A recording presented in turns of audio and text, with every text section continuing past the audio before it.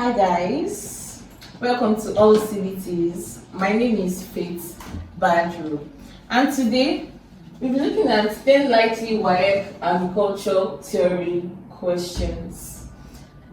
Sit back and relax, we'll be right back.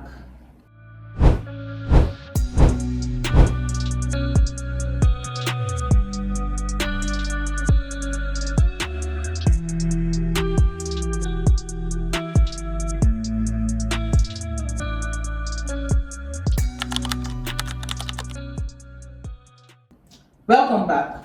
Today we're looking at 10 likely WAEC agricultural theory questions. These are 10 likely standard agri questions that you can see in your examination. The first question, number 1, states 3 ways in which science and technology have contributed to agricultural development through each of the following. A. Crop rotation, and 2. Climatology and meteorology. So you're trying to say that science and technology, as you know, we have been modernizing. How has science and technology, how has it affected these two criteria, crop protection and climatology and meteorology? Now, the first thing we have to know is that when we're talking about what is crop protection, what are we talking about when we say crop protection? Now, crop protection, we are talking about what has been innovated for our crops to, last longer. They don't die, they don't wither fast, they grow healthier, and things like that. So what are the things that science and technology have built, has innovated for our crops to be protected? Now, the first thing is that science has produced chemicals. We have chemicals, we have farm implements. Okay, so let's look at chemicals first now. Now, science has introduced herbicides, pesticides, and whatsoever. Now, pesticides, these are for, all these farm or crop pests. Herbicides are for weeds. So you can say herbicides, we can say pesticides. Now, also, science has also brought fertilizers. These are phosphate and nitrate fertilizers. So you can say fertilizers. So that's it on chemicals. Therefore, implements, technology has brought in different kinds of equipment. For example, the sprayers now. Now, we have talked about herbicides, talked about pesticides and fertilizers. Now, technology has also brought these sprayers that will just automatically spray this thing. So you don't need to carry your watering can, and start doing it manually. That's not needed again. We have sprayers that have been developed. So you can say sprayers and other farm implements, other modern farm implements. But they ask us for only 3, and you can say herbicides, pesticides, fertilizers, and sprayers to spray all these particular chemicals. So that's it on crop protection. Now, talking about climatology, what is climatology? This is from the word climate. It is talking about climates. Now, this climatology, it has brought the innovation in a way that farmers now, they can do weather forecast. You can check your phone. They can check your phone and be like, to them, next month is likely it should rain. This is rainy season, sunny season, dry season, harmattan season, and so on and so forth. So farmers can now predict that, this time when there is no rain, I'll quickly plant my cassava and I'll quickly plant my sweet potato. And before rainy season comes, that is going to be overlooked. So they will just quickly harvest it and do whatever they want to do. So we can say weather forecasts. Now, another innovation is the irrigation system.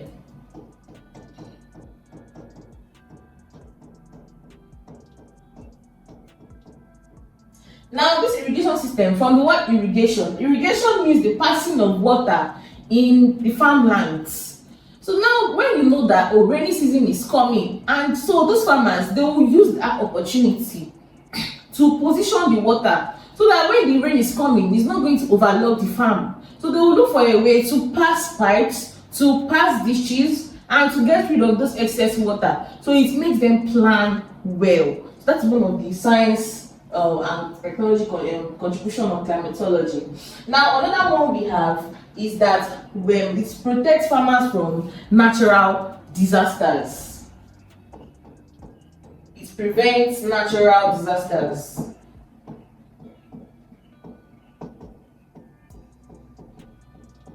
Now it prevents natural disasters in a way that now they can, okay, in countries that usually go through very severe natural disasters like flooding, they tend to notify them that, oh, on this particular day, please move away from this place, move away from this place. There will be a hurricane, there will be flooding, and those kind of things. So it's pretty the farmer to quickly tidy up what's meant to tidy up. Harvest if they're already plants, crops that are ready to be harvested, they can easily harvest it before the disaster comes and just ruins everything. So these are the main things that we need for crop protection. You can say herbicides, and so climatology, weather forecast, irrigation, and it prevents natural disasters.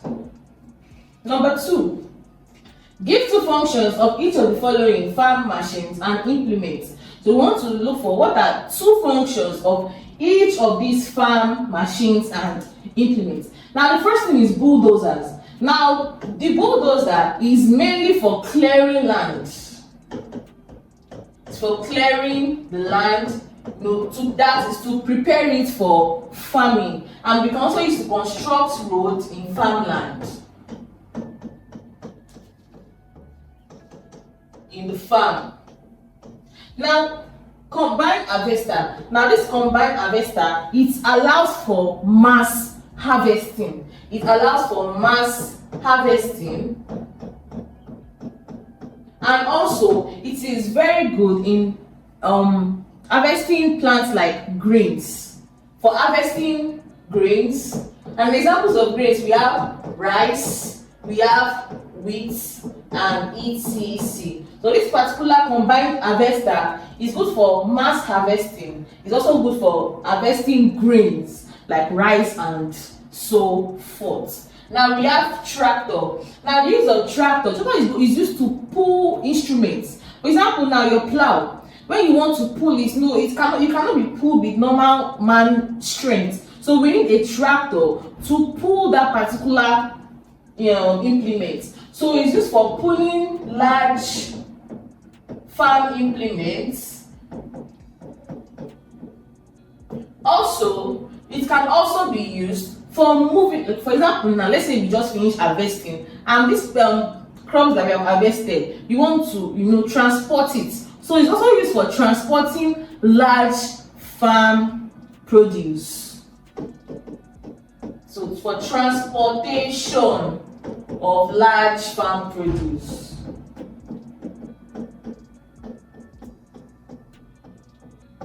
Now we have sprayer. Now what's this of our sprayer? Now this sprayer, we talked about this sprayer previously when we were talking about what is used to spray all those herbicides, pesticides, and fertilizers. So we can use sprayer to introduce pesticides, or we can say herbicides. Also to introduce fertilizers. Now for planter, the planter is used for uniform planting. Uniform planting. Now if you go to all these large scale farms, when you're looking at it from afar, you see that it's just so organized. It's so organized. Everything's on a straight line. In fact, you can even take a picture there, and it's for aesthetics. It is very fine. Now it's because of they use this particular planter. It will ensure there is uniform planting. Another thing is that it will ensure that there is enough space. So it maximizes space. So those are the main functions of the planter. Number 3, in a tabular form, list 10 differences between subsistence agriculture and commercial agriculture. Now, we have to know that what is subsistence agriculture and what is commercial before we can even start to differentiate them. Now, when you talk about subsistence farming, it is when the farmer is farming for himself and his family. So it is the farmer it's just for family use. It's not really for selling. It's not really to sell. They might sell small if it is a surplus, but it is not for selling. So just for the family of the farmer, for them to just feed.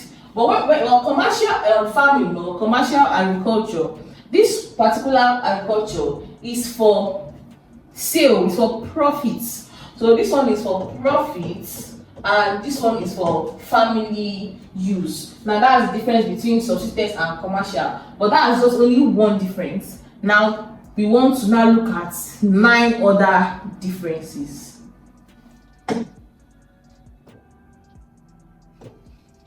Okay, let's write subsistence here and commercial here.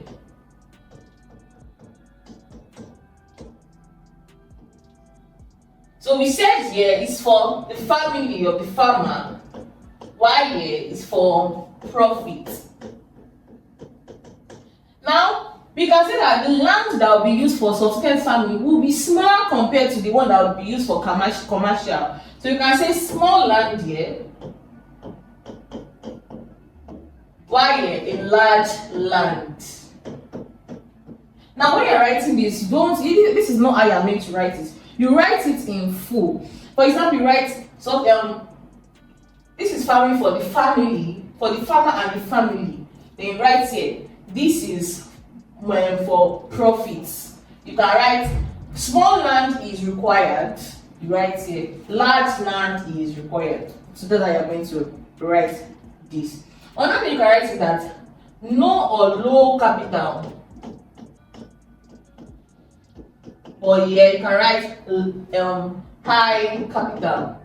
What is capital? Capital is the monetary value, that is the monetary factor that is needed to start this particular farming. It's like this money. Without this capital, most of the time you cannot even get the land. So capital is very important. High capital. We have in here we can have low technology, and here we can have high or we can have modern technology. Here we can have low or no labor. Here you can have high labor. Here we can have few implements. We can have large implements. Now, here we can also write here that mixed cropping.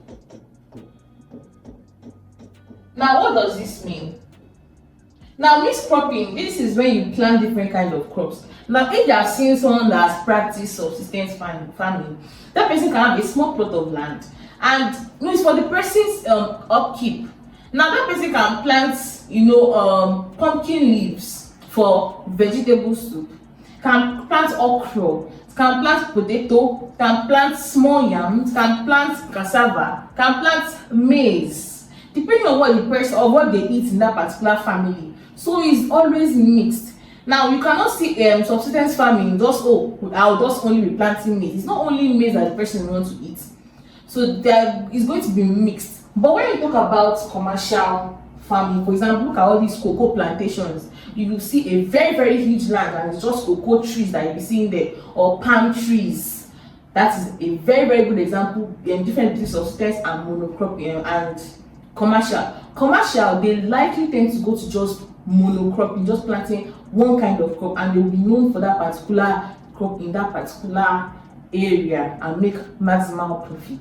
So you can see monocropping.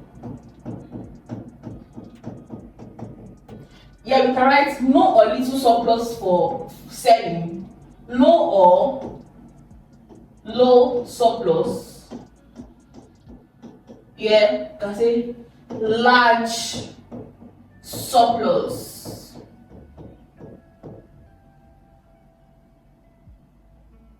Okay, we can say, okay, so these are some things that we can say: family, profits, small land, large land, no or low capital, high capital, low technology, high or modern technology, low labor, high labor, few implements, large implements, mixed cropping, monocropping, no or low surplus, large surplus.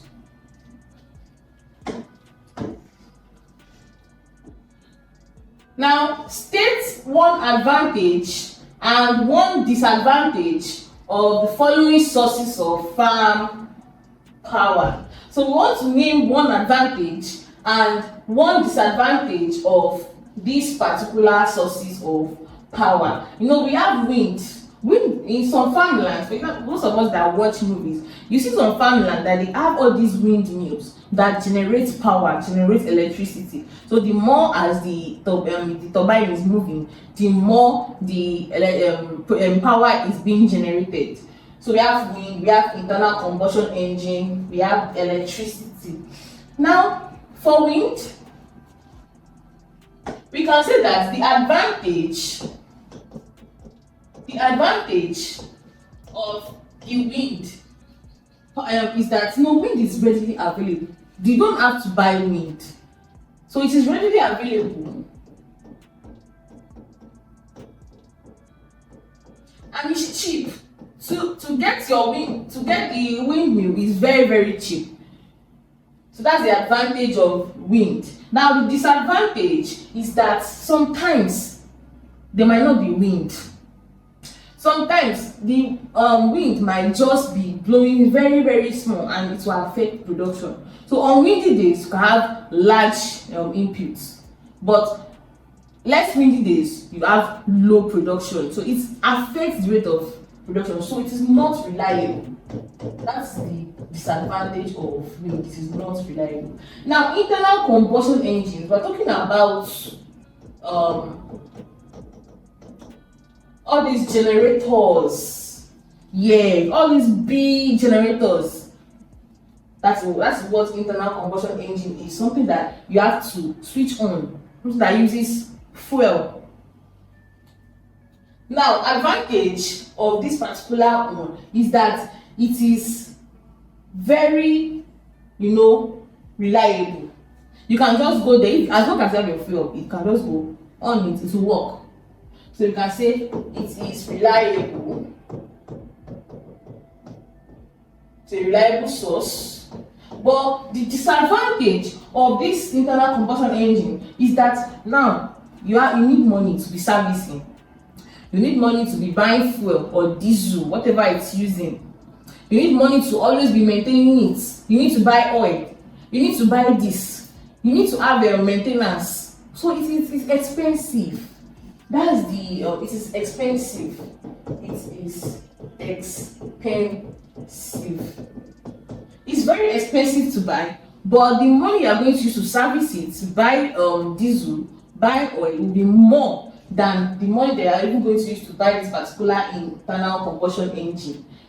So that's the disadvantage. Now we have electricity. Now electricity is the best because you are not buying anything except some dues that you might pay at the end of the year, but you're not really buying anything, you're not doing anything, you're not servicing. So it is the most efficient. So it is very efficient.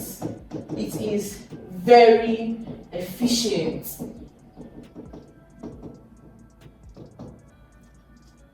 Now, the disadvantage of electricity is the fact that in some areas it is unstable. For example, in rural areas, electricity tends to be very, very unstable, or in fact there can be power outage. So you can say unstable in some areas, or you can write unstable in rural areas. So these are the advantages and disadvantages of this wind, this internal combustion engine, and electricity. Number 4, what is soil consistency? What is soil consistency? What is soil consistency? Now, soil consistency, they're talking about the degree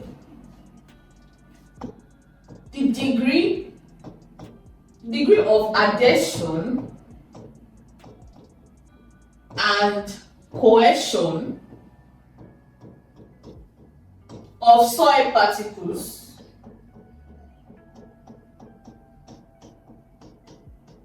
now it's telling us the firmness or the looseness of the soil, talking about the firmness or looseness of the soil.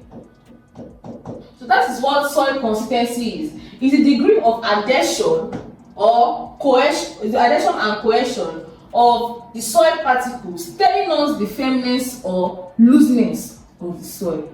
So when you take a soil and you're trying to like rub it and trying to like drop it, you won't see the consistency. You're trying to like, what is the consistency? How does it feel? Is it loose? Is it firm? That's what you say soil consistency. Now, the meaning of this adhesion and cohesion, we're talking about adhesion is the attraction between unlike particles, while cohesion is the attraction between like particles. So at the end of the day, they're saying that what is allowing this firmness or this looseness is the attraction between the particular particles. List 4 methods by which soil fertility could be maintained. Now, the first method that we can maintain soil fertility is by, you can say, crop rotation.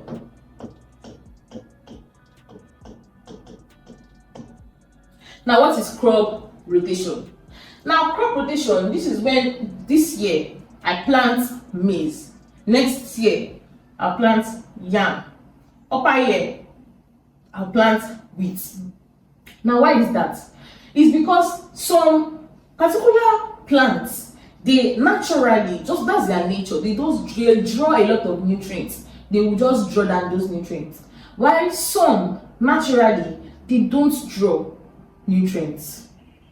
Now, imagine on your particular farmland, you keep on planting the ones that will draw nutrients, before you know it, that land will lose its fertility. Then you have to now leave it for years again for it to regain its no. So because to avoid that kind of situation, you rotate your crops. This year you plant one crop, or maybe in 6 months, anyhow that you can, or maybe in 2 years, or you can practice crop rotation. Number 2, you can do what they call mulching.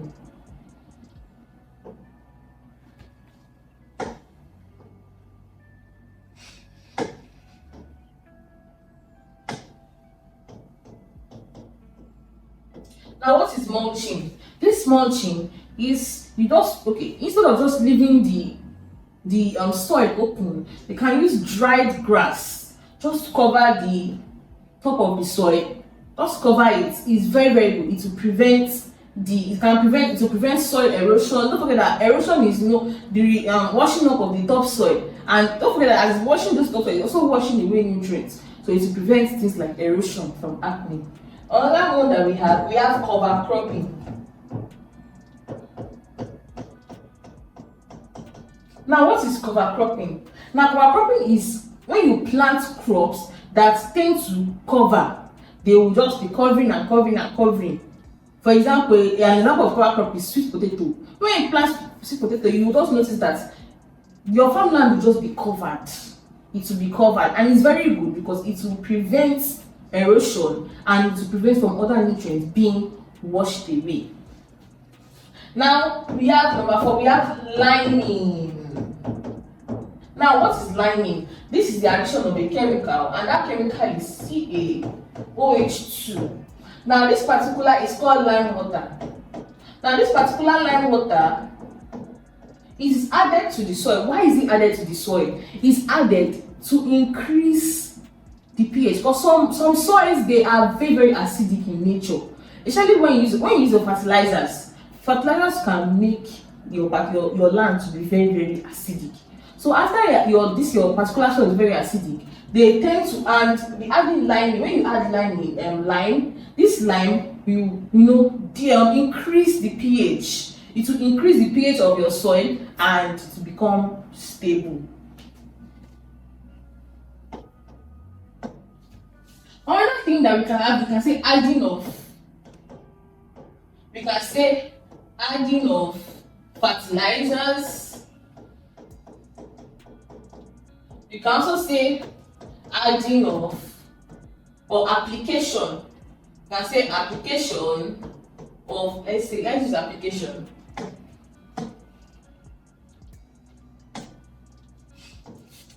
Application of herbicides.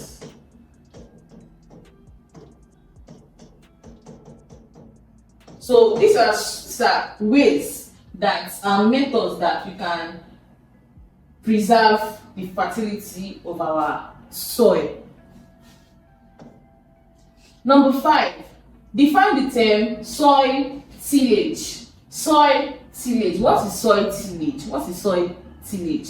Now, soil tillage, from the word tilling. Now, you have heard of tilling of the soil when you till the soil.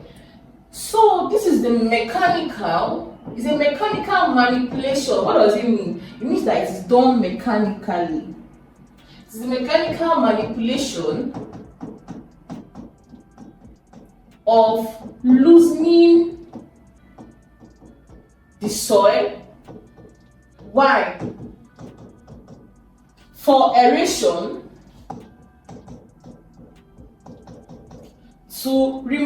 to destroy weed,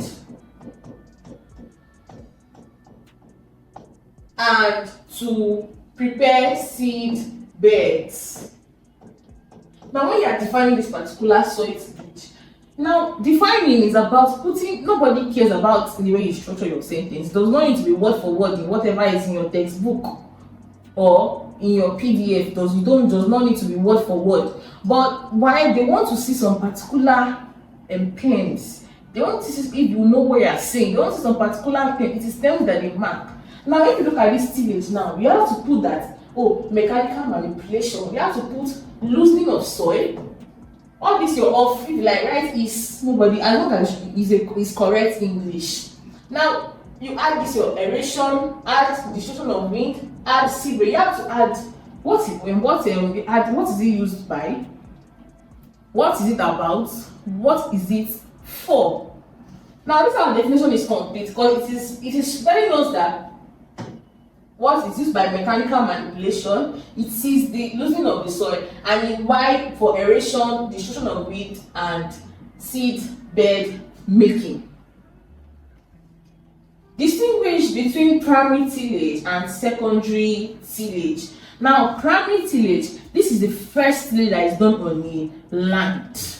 Now, this kind of tillage, when you do this kind of tillage, it is done by, when you break the land, and it is done forcefully. It being the first tillage, it is categorized by large. It will be in large. It is not going to be in small bits. It's going to be very large and to be deep. For example, if you are doing this primary tillage, it can look something like this. Your land will look like this. It's not be in squares. It's be in squares. It's not be uniform. Then second tillage is now the refining. It's going to be refined. This one is categorized by deep and large tilling. But secondary tillage is talking about refined. We can say smooth, we can use uniform. Now, so if you want to distinguish make sure this deep and large chunks is there. And also in secondary tillage, make sure you put refined, or you can put smooth, or you can put. So this secondary tillage is now the second one that is done after the primary, and they are trying to break this large chunks that they add in primary tillage. They are trying to refine it and further break it into further smaller pieces.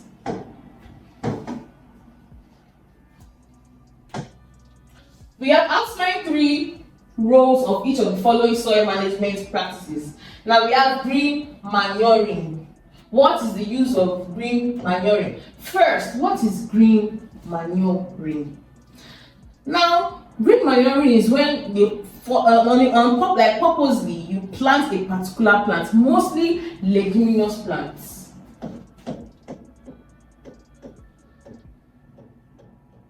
Mostly leguminous plants. So this leguminous plant, they plant this kind of plants. When they now plant them, they will now uproot it and put it back into, break it down, put it back into the soil again and let it decay. Why? Because these leguminous plants, they are very rich in nitrogen. They are very rich in nitrates. You see nitrates, they have these nitrates very well. So if that particular land is lacking nitrates, they will plant all these leguminous plants. They will now bury it again into the ground, and that nitrates that is inside that plant will now be added back into the soil in more quantities. So with what we have explained, let us look at some advantages or roles of this particular green manuring. The first role that we can notice is that it adds organic matter to the soil. It adds organic matter. Why is it organic? Because it is natural. It is natural. It is not man-made. It's not inorganic is man-made. Organic means that it is natural. So it adds a kind of natural matter into the soil. Now it adds nutrients. And what kind of nutrients is that? It adds nitrates. Also, it's green mulching because of the fact that it is green. They don't forget that they bury it when it is still green, which means that they still have water content in them. So at the end of the day, we are still adding a little bit of water into our soil. So it's good for moisture. It improves. Okay, it's moisture.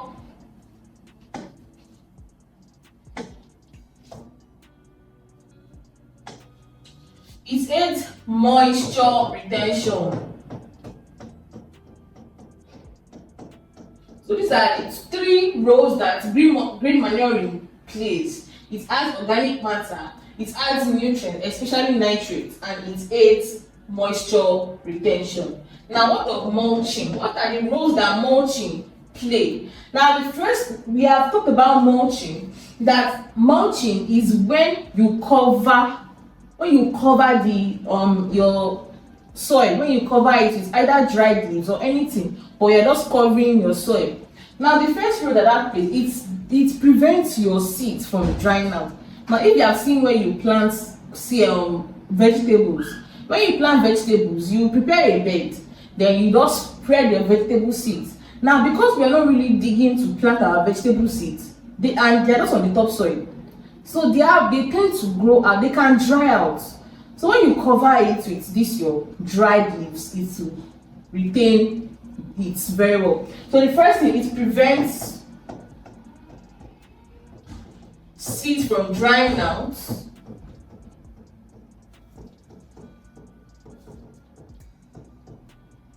We can say that it prevents water loss or excess water loss.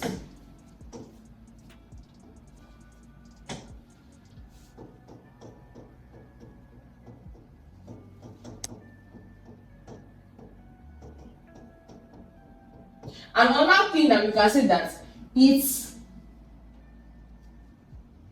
prevents water loss. and we can see that it is a mode at which, okay, if it's prevent water loss, and it prevents weed. Because the reason why it prevents is that when you cover it, those weeds that want to grow, they need sunlight for them to grow. So what is favoring the seed is not the same thing that favor the weed. So it suppresses the weed. Yes, it suppresses weed growth. Those are the three main roles that mulching play in our soil management practices. Hi, I'm sure you enjoyed the video you just watched. To see more content as that, preparing you for your upcoming exam, make sure to smash the subscribe button and turn on notification. Also, remember that you can use the comment section to send us your questions or your inquiries, and we are happy to take them. I'll see you in the next video. Bye.